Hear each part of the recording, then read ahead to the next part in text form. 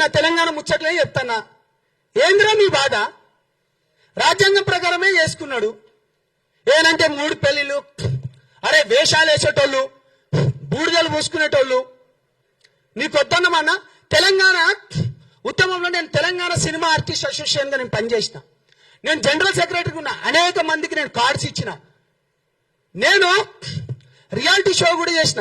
మరి తెలంగాణ వచ్చినప్పుడు ఇదే రసమై బాలకిషన్ అన్న అప్పుడు ఒక మంత్రిగా ఉండేటోడు 7 ఎకర్ల మీటింగ్ కూడా జరిగింది. అప్పుడు నాగార్జున గారు, చిరంజీవి గారు కూడా వచ్చింది అనుకుంటా. దాని తర్వాత చాలా మంది హీరోలు వచ్చిండ్రు.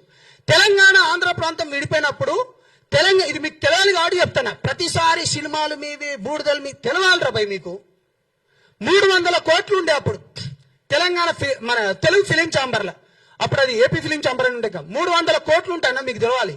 నేను చెప్పిన, అరే మీరు 150 కోట్లు తీసుకోండి, మేము 150 కోట్ల లెక్క తీసుకుంటాం.